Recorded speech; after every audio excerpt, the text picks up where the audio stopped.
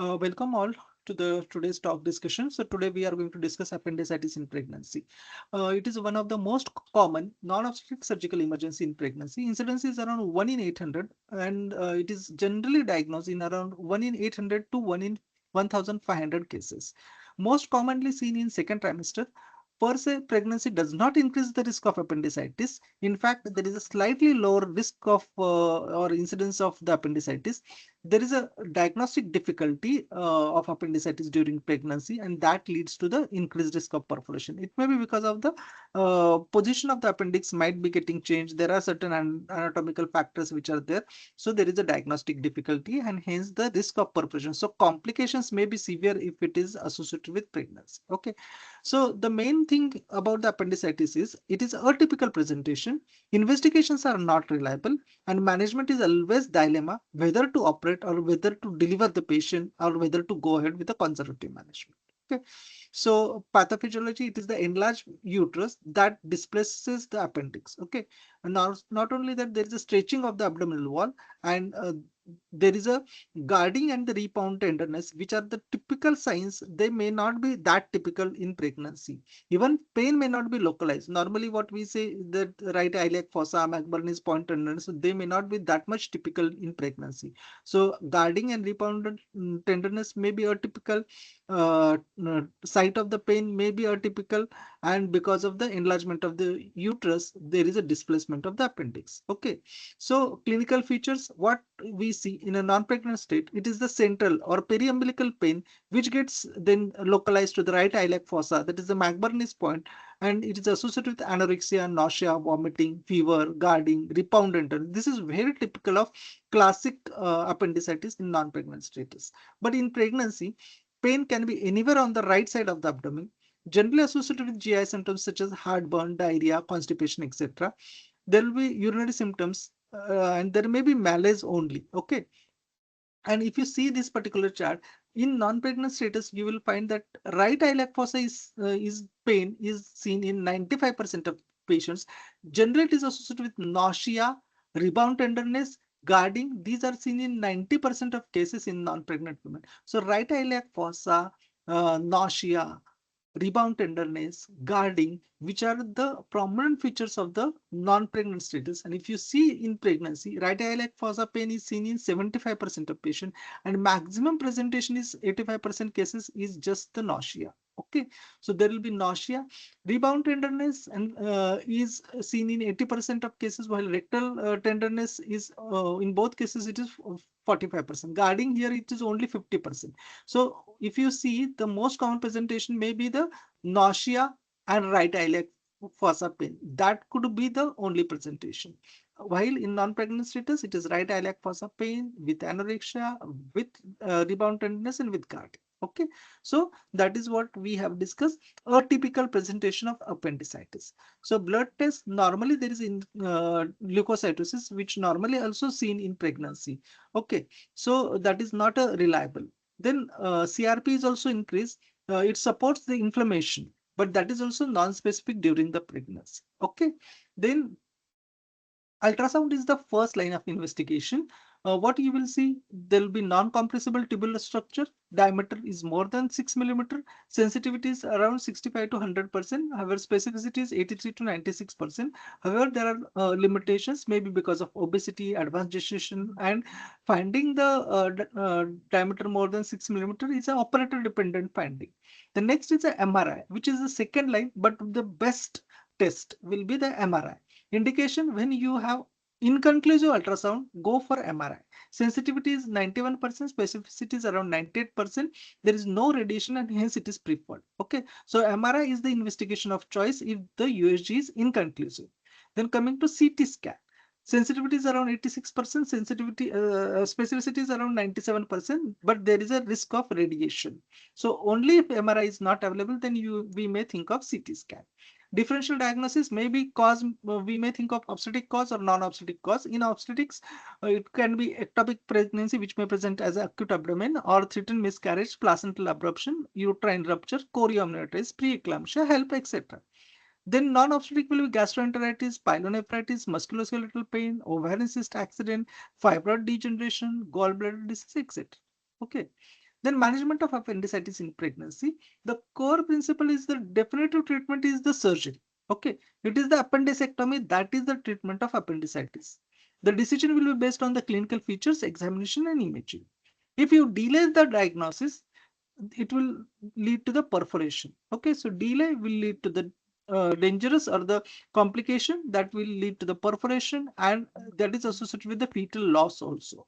Okay, so it is always accepted when you suspect the appendicitis that there is a low threshold for the surgery and high negative laparotomy rate up to 35% is also acceptable. So if you suspect the appendicitis, there is no harm of taking the decision of either laparoscopy or laparotomy, even if you find the negative laparotomy. Okay, then maternal and fetal risk. Okay, when there is a simple appendicitis, the risk of the fetal loss is less, around 1.5%. If the maternal condition shows generalized peritonitis, there is a 6% chance of fetal loss. But if there is appendiceal perforation, fetal loss rate is up to 36%. So 1 in 3 baby will be lost if there is a perforation of the appendix. Okay. So also there is increased chance of preterm labor, sepsis, adhesions in future leading to subfertility. So what is the surgical management? As we have discussed, indication is a suspected and confirmed appendicitis. Do not delay for investigations if there is a high suspicion. Then approach, we have two approaches for appendicectomy. One is open surgery, second is a laparoscopic surgery. So open surgery, that it is a transverse incision at the site of maximum tenderness. Remember, the incision can be asked as a SBA. So incision is a transverse incision at the point of maximum tenderness. If the diagnosis is not clear, go for midline vertical incision. Okay. And second will be the laparoscopic appendicectomy. It is safe in all trimester. So, however, it has been mentioned that the fetal loss is slightly higher in laparoscopic approach. Okay, relative risk is 1.91. If there is a perforated appendix, then it is an emergency laparotomy which is required. It is the appendicectomy plus peritoneal lavage. That is what is the treatment. Now, what if you find, if you do the laparotomy and find the normal appendix? Okay, then also you remove the appendix because appendicitis may be histological diagnosis. So maybe histologically you will get appendicitis. Second, it will prevent the future surgery. Okay. Now, is there a role of delivery? So when you suspect the appendicitis, you go for appendicectomy. Delivery is not routine. Okay.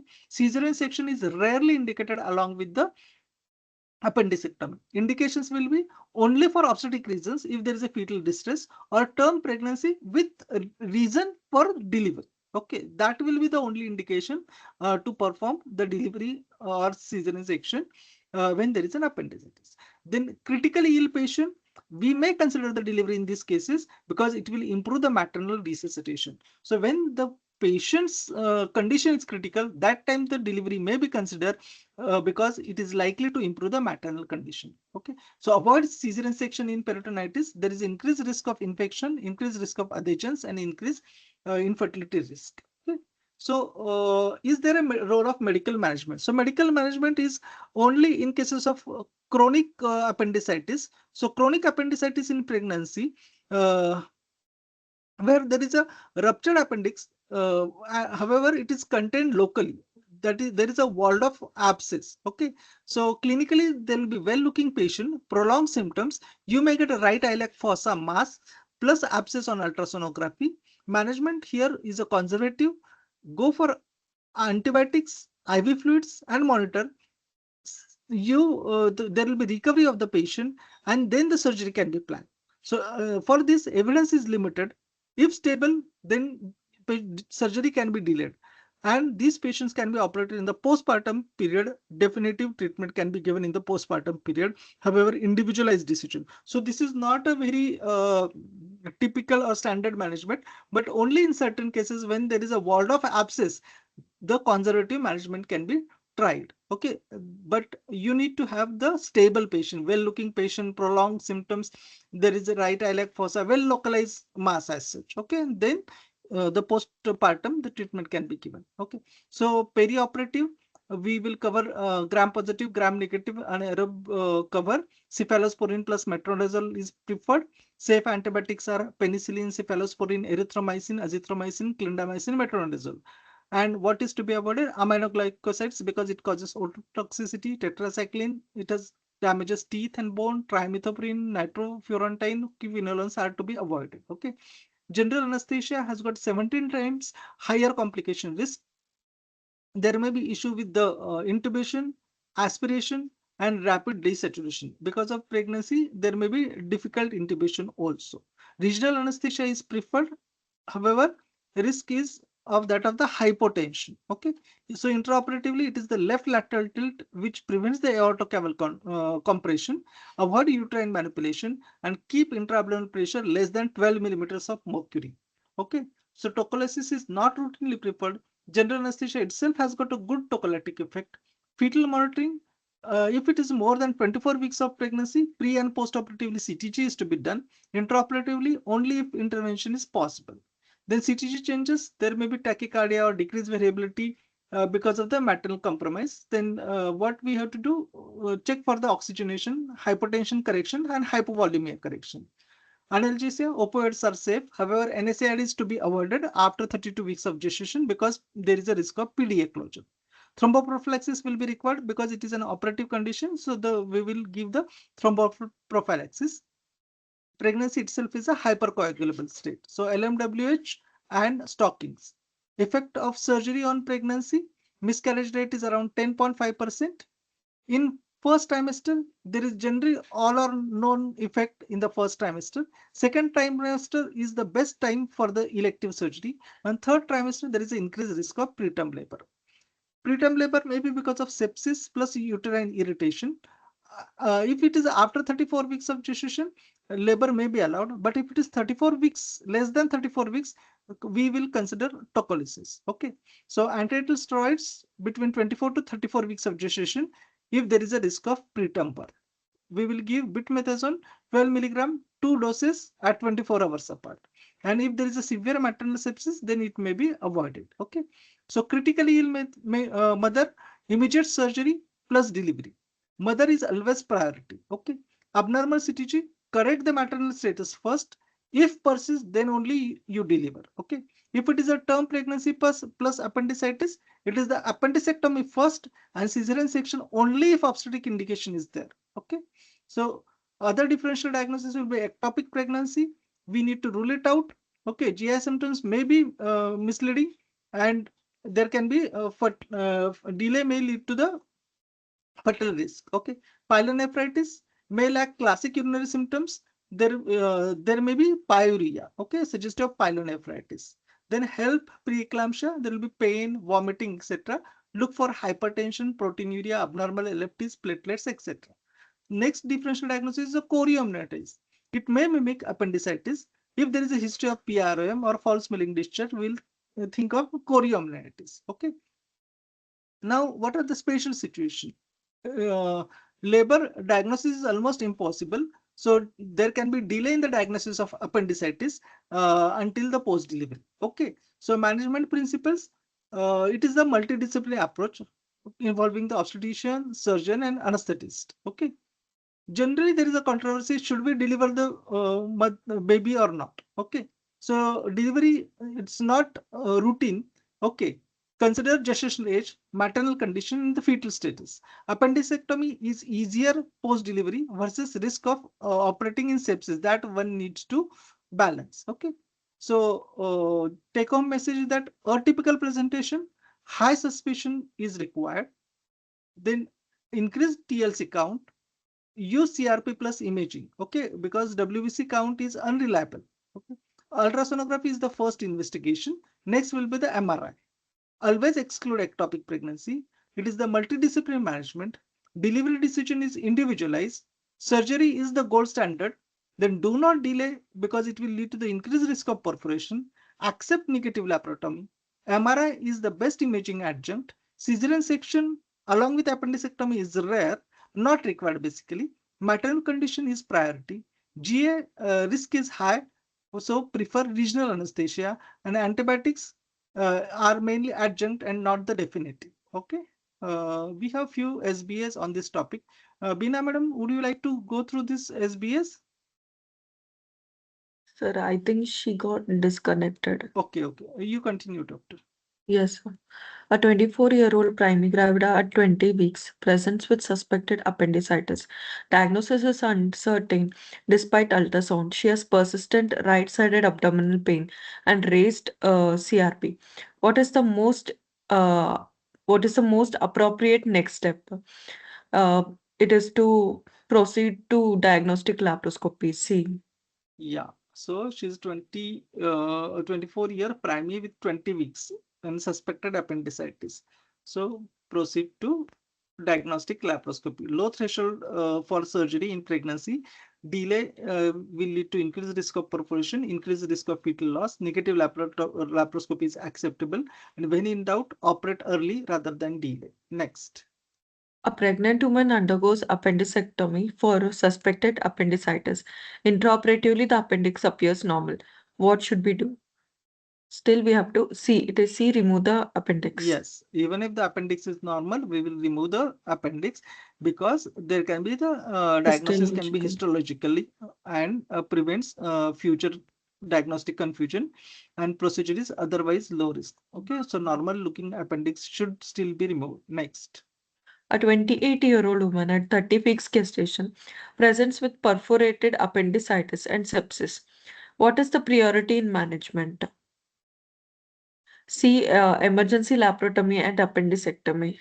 Yes. So even if it is a pregnancy, it is the emergency laparotomy because she is a case of perforated appendicitis plus sepsis. Okay. And here, actually, when there is a perforation, the chance of fetal loss is almost 33 to 35%. So ideally, the cesarean section along with the delivery may be another option, but that they have just given the immediate cesarean section. Okay, there is no other option that where there is a laparotomy along with means And cesarean. appendicectomy along with the cesarean section. That option could have been, I think, better option. Emergency laparotomy and appendicectomy, perforation, so surgical emergency. Maternal sepsis is life-threatening. Deliver only if required for maternal resuscitation. Okay, they mentioned deliver only if required for maternal resuscitation. Maternal life. Uh, yeah, so fetal consideration always. Maternal life is more important. Go ahead. Which of the following best describes the role of antibiotics in appendicitis during pregnancy? It is D as an adjunct to surgical Yes, management. yes. It is always a surgical management, and antibiotics are mainly adjunct to surgical management. Okay, antibiotics alone not sufficient. Used perioperative for infection control. Appendicitis is a surgical disease, not medical. Next. A pregnant woman at 28 weeks undergoes appendicectomy. Which intraoperative measure is most important? To see left lateral tilt to avoid Yes, left. aortic Yeah, compression. left lateral tilt. Okay, prevents aortocaval compression, maintains uteroplacental perfusion. Okay, next, doctor. Yeah, next. A 26-year-old at 32 weeks of gestation requires appendicectomy. Which analgesic should be avoided post-operatively? It is D. Ibuprofen. Usually, Yeah, NSAIDs should be avoided after 32 weeks. yeah. Third trimester, you should avoid after 32 weeks because there is a risk of premature closure of ductus arteriosus. Next. A pregnant patient at 26 weeks with appendicitis has abnormal CTG showing fetal tachycardia and reduced variability. What is the initial management? It is C to correct the maternal hypoxia and hypotension. So at 26 weeks with appendicitis and abnormal CTG. So first we will see is there any cause which can be corrected. So maternal hypoxia and hypotension that needs correction first. If it is persistent, then we'll think of others.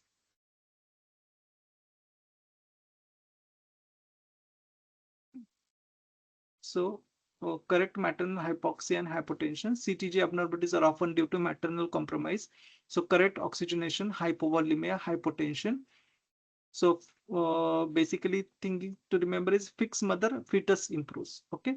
So, operate early to avoid the perforation. Negative laparotomy is acceptable. Remove normal appendix even if there is a negative laparotomy. Okay. Because the diagnosis can be histological. Antibiotics are not definitive. Left lateral tilt is mandatory. NSAIDs are to be avoided after 32 weeks of gestation. CTG is abnormal. treat the mother first. Okay, so that finishes the topic. Thank you.